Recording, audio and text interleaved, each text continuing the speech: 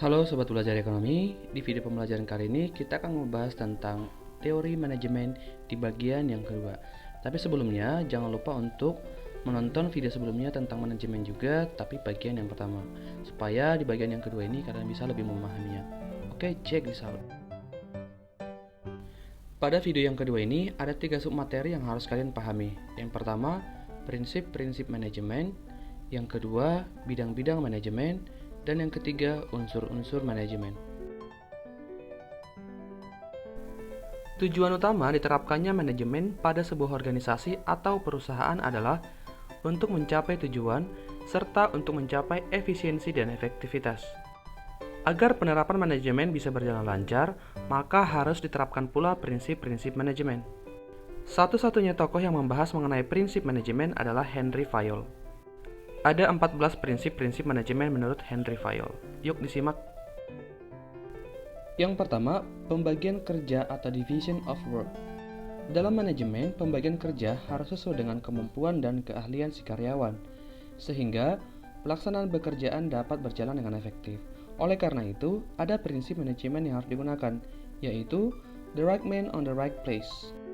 Yang artinya, pembagian kerja harus rasional dan objektif, dan bukan emosional subjektif yang didasarkan dasar like atau dislike. Jadi dengan diterapkannya prinsip tadi, maka itu akan memberikan sebuah jaminan terhadap kestabilan, kelancaran, dan efisiensi pekerjaan. Prinsip yang kedua, wewenang dan tanggung jawab atau authority and responsibility. Setiap pekerja pasti mendapatkan wewenang serta tanggung jawab masing-masing. Wewenang dan tanggung jawab masing-masing ini harus bersifat balance atau seimbang. Setiap pekerjaan harus dapat memberikan pertanggungjawaban yang sesuai dengan wewenang mereka. Oleh karena itu, semakin kecil wewenang, maka makin kecil pula tanggung jawab yang diemban. Demikian sebaliknya. Dalam level organisasi, tanggung jawab terbesar ada pada manajer puncak. Nah, kegagalan suatu usaha bukan terletak pada karyawan, tetapi terletak pada puncak pimpinannya karena yang mempunyai wewenang terbesar adalah manajer puncak. 3. Disiplin. Disiplin merupakan perasaan taat dan patuh terhadap pekerjaan yang menjadi tanggung jawab kita. Disiplin ini berhubungan erat dengan wewenang. Apabila wewenang tidak berjalan dengan semestinya, maka disiplin akan hilang. Oleh karena itu, pemegang wewenang harus dapat menanamkan disiplin terhadap dirinya sendiri, sehingga mempunyai tanggung jawab terhadap pekerjaan sesuai dengan wewenang yang ada padanya. 4. Kesatuan perintah atau unity of command. Dalam melakukan pekerjaan, karyawan harus memperhatikan prinsip kesatuan perintah sehingga pelaksanaan kerja dapat dijalankan dengan baik. Karyawan harus tahu kepada siapa ia harus bertanggung jawab sesuai dengan wewenang yang diperolehnya. Perintah yang datang dari manajer lain kepada seorang karyawan akan merusak jalannya wewenang dan tanggung jawab serta pembagian kerja. 5. Kesatuan pengarahan atau unity of direction. Dalam melaksanakan tanggung jawabnya, karyawan perlu diarahkan menuju sasarannya. Kesatuan pengarahan bertalian erat dengan pembagian kerja atau division of labor. Kesatuan pengarahan tergantung pula terhadap kesatuan perintah. Dalam melaksanakan kerja, bisa saja terjadi adanya dua perintah sehingga menimbulkan arahan yang berlawanan.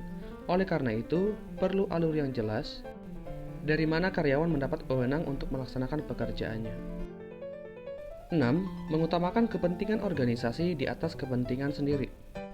Setiap karyawan harus mengabdikan kepentingannya kepada kepentingan organisasi. Hal semacam ini merupakan suatu syarat yang sangat penting agar setiap kegiatan berjalan lancar, sehingga tujuan dapat tercapai dengan baik. Setiap karyawan dapat mengabdikan kepentingan pribadi kepada kepentingan organisasi apabila memiliki kesadaran bahwa kepentingan pribadi sebenarnya tergantung kepada berhasil tidaknya kepentingan organisasi. 7. Penggajian pegawai. Gaji atau upah bagi karyawan merupakan kompensasi yang menentukan terwujudnya kelancaran dalam bekerja. Karyawan yang diliputi perasaan cemas dan kekurangan akan sulit berkonsentrasi terhadap tugas dan kewajibannya, sehingga dapat mengakibatkan ketidaksempurnaan dalam bekerja. Oleh karena itu, dalam prinsip penggajian harus dipikirkan bagaimana cara agar karyawan dapat bekerja dengan tenang. Prinsip more pay for more prestige atau upah lebih untuk prestasi lebih, dan prinsip upah sama untuk prestasi yang sama perlu diterapkan sebab apabila ada perbedaan akan menimbulkan kelesuan dalam bekerja. 8. Pemusatan atau centralization. Pemusatan wewenang akan menimbulkan pemusatan tanggung jawab dalam suatu kegiatan. Tanggung jawab terakhir terletak pada orang yang memegang wewenang tertinggi atau manajer puncak. Pemusatan bukan berarti adanya kekuasaan untuk menggunakan wewenang, melainkan untuk menghindari kesimpangsiuran wewenang dan tanggung jawab. Pemusatan wewenang ini juga tidak menghilangkan asas pelimpahan wewenang. 9. Hierarki atau tingkatan. Pembagian kerja menimbulkan adanya atasan dan bawahan. Bila pembagian kerja ini mencakup area yang cukup luas, akan menimbulkan hierarki. Hierarki diukur dari wewenang terbesar yang berada pada manajer puncak, dan seterusnya berurutan ke bawah. Dengan adanya hierarki, maka setiap karyawan akan mengetahui kepada siapa ia bertanggung jawab dan dari siapa dia mendapatkan perintah. 10. Ketertiban atau order. Ketertiban dalam melaksanakan pekerjaan merupakan syarat utama karena pada dasarnya tidak ada orang bisa bekerja dalam keadaan kacau atau tegang. Ketertiban dalam suatu pekerjaan dapat terwujud apabila seluruh karyawan, baik atasan maupun bawahan, mempunyai disiplin yang tinggi. Oleh karena itu, ketertiban dan disiplin sangat dibutuhkan dalam mencapai tujuan. 11. Keadilan dan kejujuran. Keadilan dan kejujuran merupakan salah satu syarat untuk mencapai tujuan yang telah ditentukan. Keadilan dan kejujuran terkait dengan moral karyawan dan tidak dapat dipisahkan. Keadilan dan kejujuran harus ditegakkan mulai dari atasan, karena atasan memiliki wewenang yang paling besar. Manajer yang adil dan jujur akan menggunakan wewenangnya dengan sebaik-baiknya untuk melakukan keadilan dan kejujuran kepada bawahannya. 12. Stabilitas kondisi karyawan. Dalam setiap kegiatan kestabilan karyawan harus dijaga sebaik-baiknya agar segala pekerjaan berjalan lancar. Kestabilan karyawan terwujud karena adanya disiplin kerja yang baik dan adanya ketertiban dalam kegiatan. Manusia sebagai makhluk sosial yang berbudaya memiliki keinginan, perasaan, dan pikiran. Apabila keinginannya tidak terpenuhi, perasaan tertekan, dan pikiran yang kacau akan menimbulkan goncangan dalam bekerja. 13. Prakarsa atau inisiatif. Prakarsa timbul dari dalam diri seseorang yang menggunakan daya pikir. Prakarsa menimbulkan kehendak untuk mewujudkan sesuatu yang berguna bagi penyelesaian pekerjaan dengan sebaik-baiknya. Jadi, dalam prakarsa terhimpun kehendak, perasaan, pikiran, keahlian, dan pengalaman seseorang. Oleh karena itu, setiap prakarsa yang datang dari karyawan harus dihargai. Prinsip manajemen yang terakhir adalah semangat kesatuan dan semangat korps. Setiap karyawan harus memiliki rasa kesatuan, yaitu rasa senasib dan sepenanggungan, sehingga menimbulkan semangat kerja yang sama baik. Semangat kesatuan akan lahir apabila setiap karyawan mempunyai kesadaran bahwa setiap karyawan berarti bagi karyawan lain, dan karyawan lain sangat dibutuhkan oleh dirinya.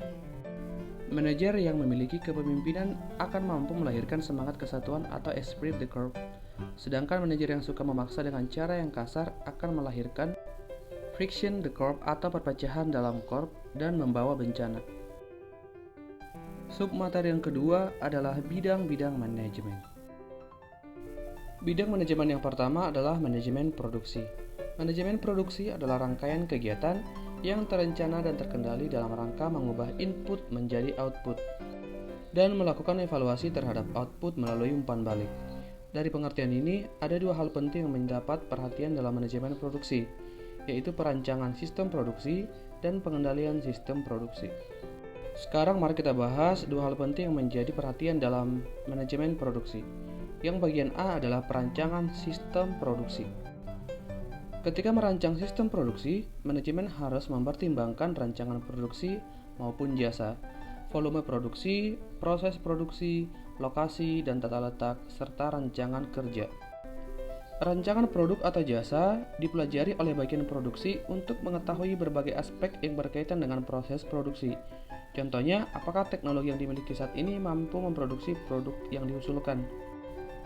Volume produksi. Manajemen harus mempertimbangkan kapasitas produksi yang dimiliki. Contohnya, apakah fasilitas produksi yang dimiliki mampu menghasilkan produk dalam jumlah yang sesuai dengan yang diharapkan. Proses produksi. Ketika merancang sistem produksi, manajemen harus mempertimbangkan proses produksi yang paling efisien.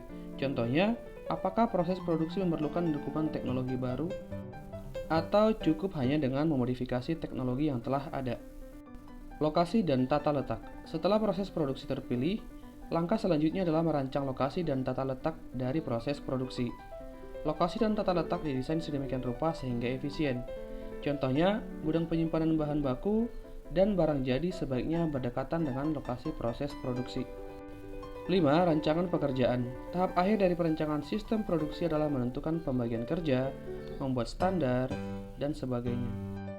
B. Pengendalian sistem produksi. Pengendalian sistem produksi berkaitan dengan dua masalah utama manajemen, yaitu masalah mutu dan persediaan. 1. Pengendalian mutu.